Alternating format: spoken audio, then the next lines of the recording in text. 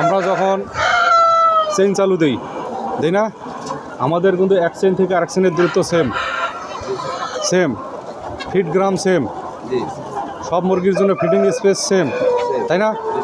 তো সেক্ষেত্রে আমাদের করতে হবে কি, যে চেইন কিন্তু ঘন ঘন চালা যাবে না, একবারে চালু দিবা।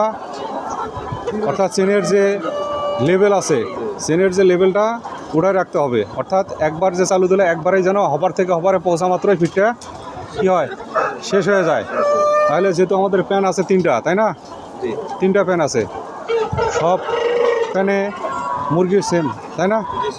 তো ফিট সেম, সবগুলো একই, তাই না? তো সেক্ষেত্রে একবারে যদি চালু দাও, হপারে ফিট যখন শেষ হয়ে যাবে, যার যেখানে ফিট আছে সেখানেই খাবি। আর যদি ঘন ঘন চেন চালু দাও, কিছু মুরগি ফিট বেশি খাবে, কিছু মুরগি ফিট কম খাবে। কম বেশি খাওয়ার কারণে তোমাদের কী হবে, প্রোডাকশন কিন্তু আপ ডাউন হবে, ঠিক আছে? আপ ডাউন করবে।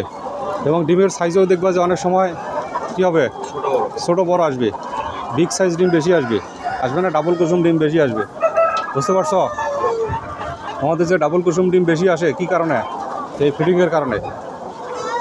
বুঝতে পারছো? তাহলে কি করতে হবে তোমাদের, যে চেইন যখন চালু দেওয়া, লেভেল যেটা আছে সেই লেভেলটা সেম রাখতে হবে, এক রাখতে হবে। অর্থাৎ একবারেই হপার টু হপার ফিট পৌঁছা মাত্রই চেইন বন্ধ হবে এবং হপারের ফিটও শেষ হবে, ঠিক আছে?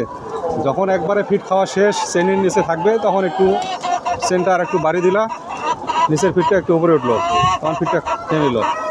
বুঝতে পারছো? তো চেইন চালু এইভাবেই দিবা, ঠিক আছে? লেভেল যদি ভাষা দরকার হয় ভাসাবা। বুঝতে পারছো?